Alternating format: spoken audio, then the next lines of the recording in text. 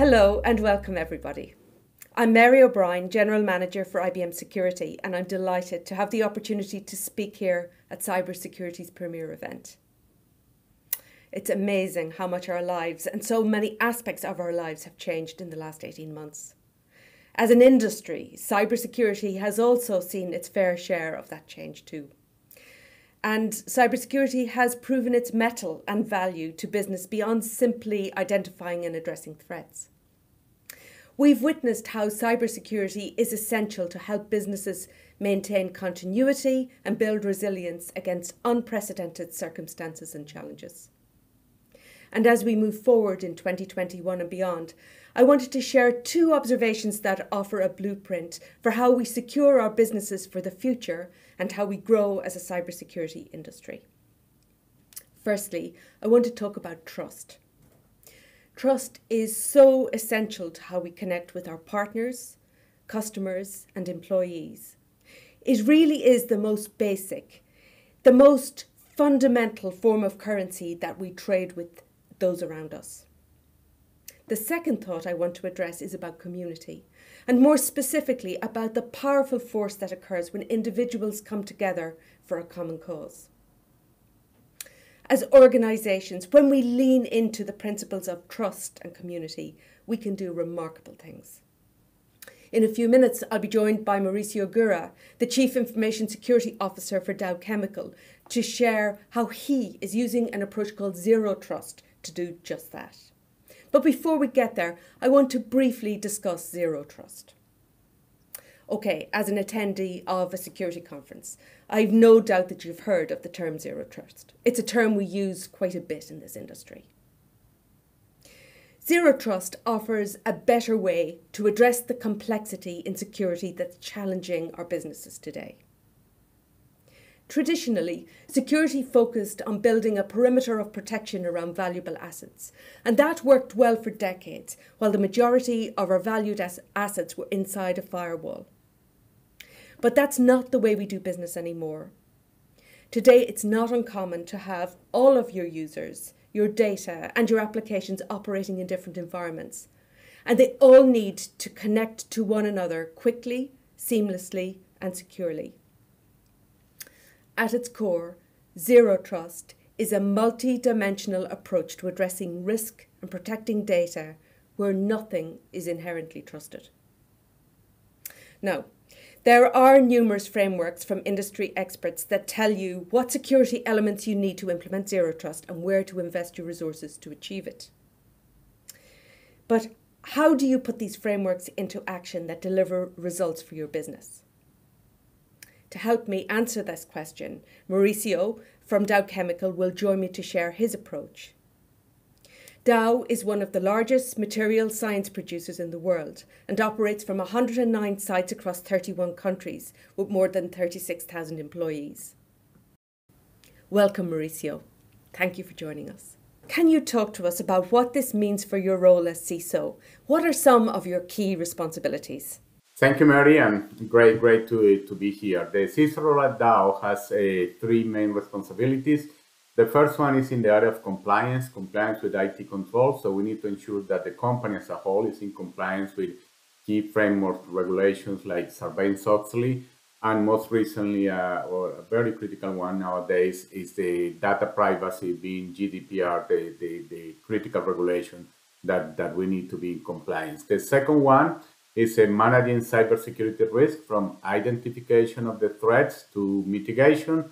And the third one is to ensure that Dow's digital capabilities are delivered in a secure way that is consistent with our company risk profile. So those are our three main responsibilities, challenging ones, but that's what the CISO role encompasses.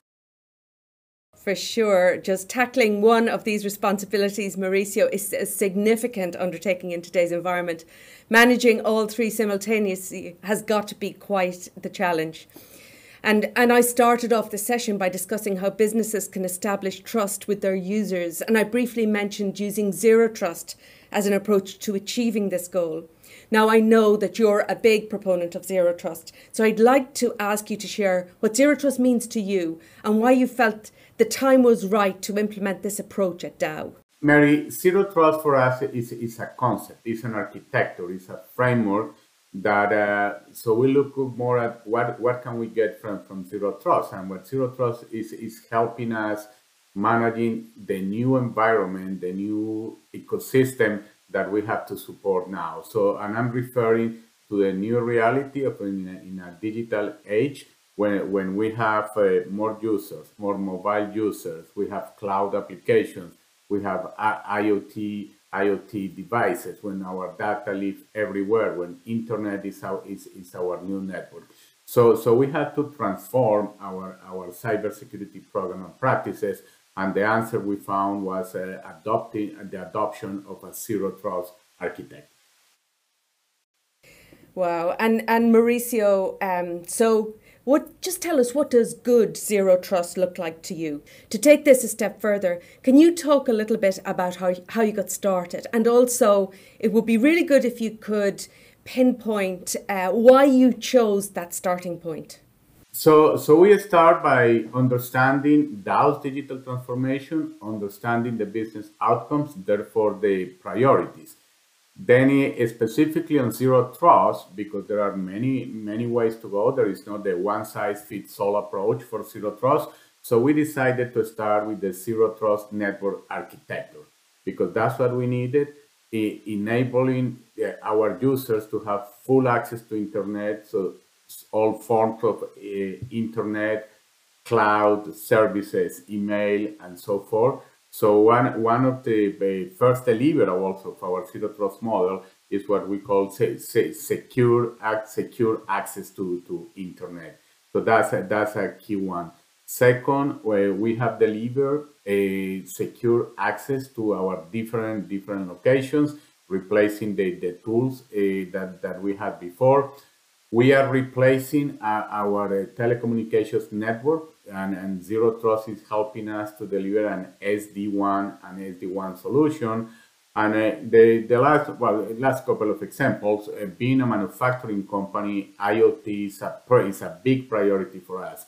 So we are designing and implementing secure models to manage all the new devices, sensors that we are implementing in the manufacturing space. And then finally, the whole area of conditional access and authentication. So all in all, Zero Trust is giving us the flexibility to support all the business needs, but in a secure way. Gosh, Mauricio, I'm sure that everything hasn't been easy. I mean, that's a lot. Can you talk a little bit about any of the roadblocks or the challenges that you've encountered and what you did to overcome them? That's a very interesting one, Mary, because well, first of all, as we lead the security space, the leaders, we decided to embrace the Zero Trust concept. Say, okay, that's the answer for what we need to do. But then we need to be in, how can I say this, in selling mode. We need to convince, we need to engage our IT workforce that was the way to go, because it's completely different from what we used to do before with firewalls, and in a firewall either you're on or off. Now it's different. So we need to engage our IT workforce and then train the workforce to do something different. That's one good challenge. The other one is still, even though the concept is not too new, but it has been in the last couple of years, the Zero Trust is gaining a lot of momentum in the industry. So it's still maturing, it's complex. You need to integrate different layers, different technologies. So for that, it's absolutely critical that you pick the right partners to be with you in this journey. So I may say, retraining your workforce and selecting the right partners are two good challenges in this journey, have been good challenges in this journey. I wonder if you could offer some advice to some of the other security leaders in the audience, the ones who are considering or actively implementing Zero Trust in particular. The main one I would offer is making sure that security is a partner to your business. that you work very, very integrated with other IT teams, but also with business partners. And in particular, around the zero trust, have a good roadmap. I mean, don't start doing this or that and then try to ensure that the whole thing fits together. Start with a roadmap, probably I would suggest a 3 years view. What do you want to do in the next 3 years? Understanding that every 6 months, probably you will need to fine tune the roadmap. It might change, business priorities, business realities, technology also change, but it's fundamental to have a good roadmap, ensure that you know where you're going, your efforts are aligned to that direction, and that you can measure if you're making progress or no. That for me is critical. That's fantastic, Mauricio. So plan what you want to achieve and have a detailed roadmap, maybe over 3 years, and be prepared to go back and revisit it to make sure you meet your objectives. That's fantastic. Yeah. So your perspectives have been amazing, and they offer a glimpse to what we can achieve when we put zero trust into action, Mauricio. So I want to thank you so much. Thank you, Mary. It's clear that a zero trust approach done successfully will reduce the barriers to innovation by incorporating security and privacy into the design and development of new services. It will facilitate migrating to a modern infrastructure that provides customers and your workforce with secure, frictionless access to the services they need. And it will enable prioritization of continuity and resiliency by facilitating context-based monitoring of both internal and external threats that would jeopardize the availability of critical assets and operations. Now, earlier I mentioned the need to change the way we think about and the way we implement security. Zero trust is a step in the right direction. But to get there, to make zero trust more than a point of view, we need to be able to work together. The APIs and the standards that are needed for products to work together seamlessly either just haven't existed or didn't work well. There are, of course, competitive concerns always. But when I stop to think about all of the modern processes and collaboration tools that we at IBM, and many of you as well, have put into place to make running your businesses smooth, it seems only natural that security should take this collaborative step forward too. I spoke of the importance of trust earlier. Moving towards a more open model of security is a critical piece of establishing trust. With open security, you're no longer putting your trust in a single vendor or even your own in-house development team. Instead, you have an entire community of experts, of users and other vendors that can support your security efforts, all looking at the same problems, all sharing methodologies, all reviewing the same code and making improvements, and all looking at the same threats and sharing knowledge. The result is a better security for everyone. Clients and customers get a more comprehensive resolution to security problems. They get better, more reliable products. And as vendors, we can learn faster. We can innovate more and pass along those benefits to our customers. We're all connected now in ways we could never have imagined a year ago. We come to these events as leaders looking to grow and secure our business, to protect our assets and to strengthen our teams. But we're also part of a value chain of suppliers, and we're all consumers too.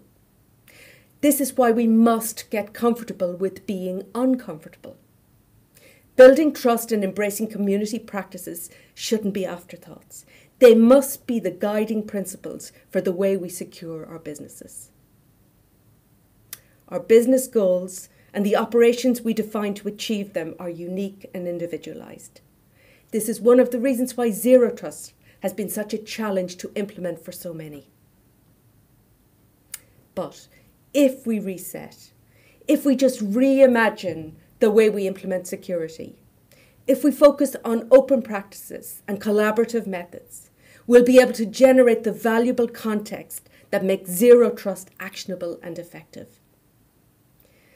We will connect openly. We'll manage cybersecurity proactively.